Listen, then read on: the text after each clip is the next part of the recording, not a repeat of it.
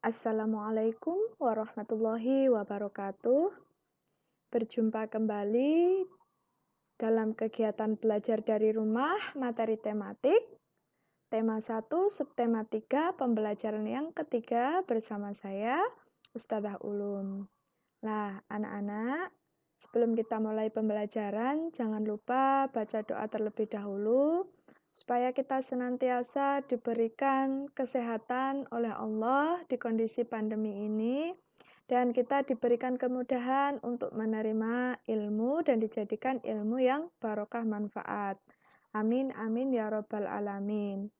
Nah, anak-anak, pada muatan IPS kali ini mari kita mengamati kondisi geografis, peta kondisi geografis.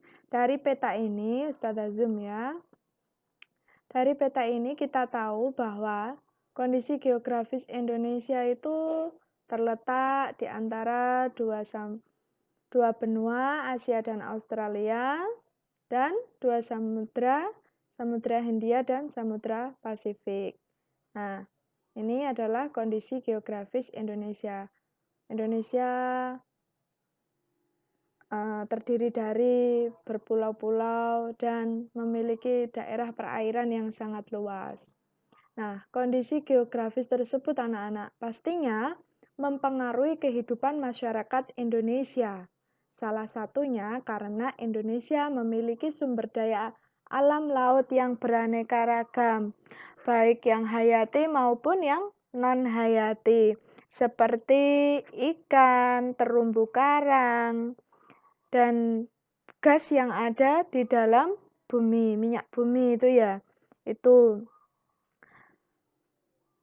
dalam kehidupan ekonomi masyarakat mengandalkan perikanan dan pariwisata kelautan. Karena kondisi geografis Indonesia yang sebagian besar wilayahnya adalah perairan atau biasa kita kenal Indonesia sebagai negara maritim, kehidupan ekonomi masyarakat mengandalkan perikanan dan pariwisata kelautan. Pantai-pantai seperti di Bali itu banyak sekali ya. Biasanya dibuat snorkeling atau apa itu namanya, menyelam.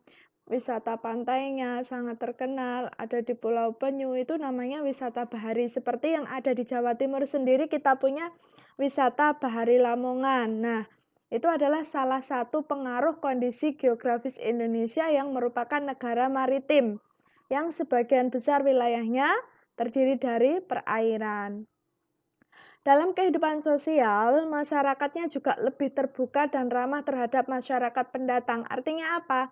Karena negara kita yang letaknya sangat strategis sehingga memungkinkan wisatawan asing untuk datang ke negara kita di pelabuhan-pelabuhan, orang yang singgah, migrasi maupun menetap. Itu karena letak Indonesia yang sangat strategis sehingga masyarakatnya juga terbuka dan ramah terhadap masyarakat pendatang. Nah, selanjutnya dampak letak dan kondisi geografis Indonesia. Letak dan kondisi geografis Indonesia juga memiliki dampak, baik itu dampak positif maupun negatif. Yang pertama, komunikasi dan interaksi antar penduduk menjadi lebih mudah. Kenapa menjadi lebih mudah? Baik antara warga Indonesia maupun orang asing itu didukung oleh kemajuan teknologi dan bidang pelayaran antar pulau dan antar negara yang menjadikan komunikasi dan interaksinya itu menjadi lebih mudah. Yang kedua, terjadinya pembauran, percampuran nilai-nilai antar pulau dan antar negara. Jadi asimilasi ya, asimilasi. Karena ada orang-orang asing maupun wisatawan asing yang datang, mereka itu membawa nilai-nilai dari kebudayaannya masing-masing yang akhirnya terjadi pembauran dengan budaya kita. Tapi kita harus benar-benar selektif ya dalam menyikapi percampuran budaya tersebut. Mana yang sesuai, mari kita ambil. Yang tidak sesuai, jangan ditiru. Yang ketiga, munculnya perkampungan etnis tertentu, seperti kampung Arab, kampung pecinan. Jadi, karena letak Indonesia yang strategis, banyak misalnya pedagang-pedagang atau investor-investor sehingga mereka itu masuk ke Indonesia dan bahkan ada perkampungannya sendiri seperti yang di Tuban, di Jalan Pemuda, di kawasan Sunan Bonang itu kan di situ kawasan Arab dan bisa dijuluki Kampung Arab. Kalau di Surabaya di sekitar Ampel itu ada Kampung Pecinan yang mana di situ itu kebanyakan dari warga Tionghoa, warga-warga Cina yang disebut Kampung Pecinan. Nah, itu munculnya perkampungan etnis tertentu di Indonesia. Mereka sudah menjadi warga negara Indonesia, tapi kebanyakan mereka berasal dari Arab dan dari Cina, sehingga kampungnya disebut Kampung Arab dan Kampung Cina. Yang keempat, berubahnya perilaku masyarakat. Berubahnya perilaku masyarakat ini ada perilaku masyarakat yang konsumtif, kemudian suka meniru kebudayaan-kebudayaan asing yang kurang sesuai, dan ini termasuk dampak negatif ya. Yang kelima, perkembangan dan kemajuan iptek. Dampak positifnya, ilmu pengetahuan dan teknologi di negara kita itu semakin berkembang dan semakin maju. Selanjutnya kita masuk pada muatan bahasa Indonesia. Masih dalam konteks menentukan ide pokok bacaan. Di sini Ustazah tidak akan bicara banyak tentang ide pokok. Ustazah hanya mengingatkan bahwa ide pokok adalah masalah utama yang dibahas dalam satu paragraf atau ide yang mendasari sebuah paragraf. Tugas kalian mesti tidak asing lagi, pasti membaca dan mencari ide pokok. Ustazah lanjutkan, pengamalan nilai-nilai Pancasila. Sila yang pertama, yaitu mengandung nilai pengakuan terhadap keberadaan Tuhan Yang Maha Esa sebagai pencipta alam semesta dan isinya. Jadi, nilai-nilai Pancasila pada sila yang pertama yang harus kita amalkan itu hubungan kita dengan Tuhan.